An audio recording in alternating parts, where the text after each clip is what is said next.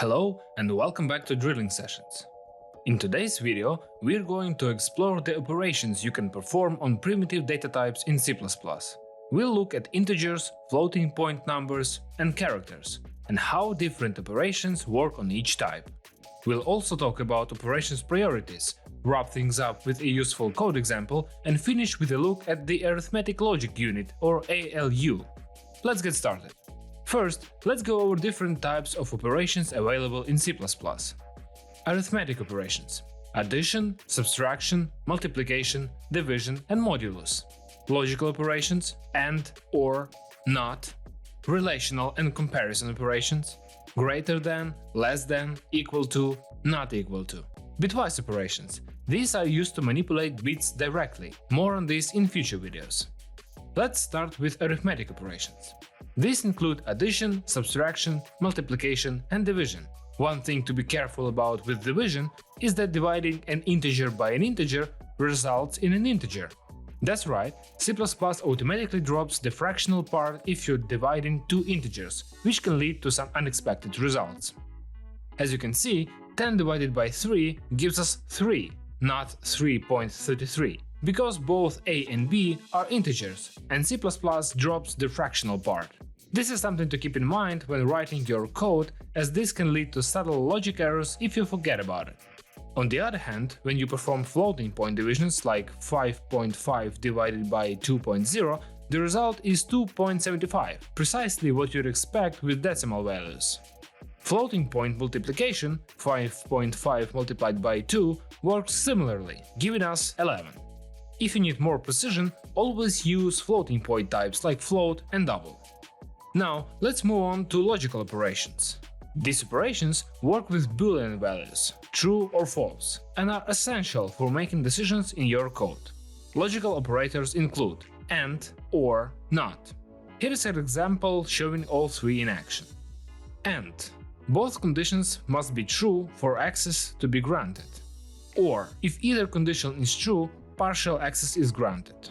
Not, it inverts the value, so not has permission is true when has permission is false. Characters in C++ can also be operated on, as they are represented as integer values under the hood using ASCII codes. Let's see how we can compare characters, which is often useful in sorting tasks. Here is an example of characters operations. In this case, we're comparing letter A and letter B based on their ASCII values. Since A comes before B in ASCII table, letter A is less than letter B, returns true, and we say yes in the output. This kind of comparison can be very useful for sorting characters or working with strings. Now let's dive into operation priorities, also known as operator precedence. In C++, different operations are performed in a specific order unless you change it with parentheses.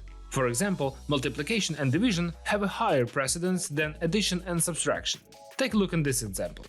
Here, the multiplication happens first, 3 multiplied by 2, giving us 6, and then the addition, 5 plus 6, which returns in 11. However, you can override this by adding parentheses, like so. Now, the addition happens first, 5 plus 3 equals 8, and then we multiplied by 2, resulting in 16. Let's go over operator precedence table in C++ to understand the priority of operations better. Understanding this precedence table is critical for writing clear and correct expressions in your programs. It ensures that operations are executed in the order you intend. We've seen how C++ handles these operations at the code level, but how are they performed under the hood? This is where the Arithmetic Logic Unit, or ALU, comes in. The ALU is a part of the CPU that handles all arithmetic and logical operations. Every time we perform addition, subtraction, or comparison, the ALU is doing the work. It's optimized to perform these operations very quickly. However, it's important to note that not all operations are implemented natively in the ALU. Some operations may be performed as workarounds. For example, subtraction might be implemented as adding the negative value. In some simple hardware architectures, multiplication can be implemented as repeated addition inside a loop. These workarounds exist because certain operations are more complex and take longer for hardware to compute.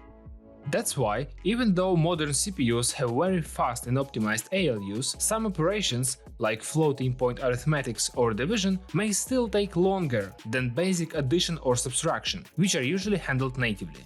Understanding the performance implication of your operations can help you write more efficient code, especially when working on performance-critical applications.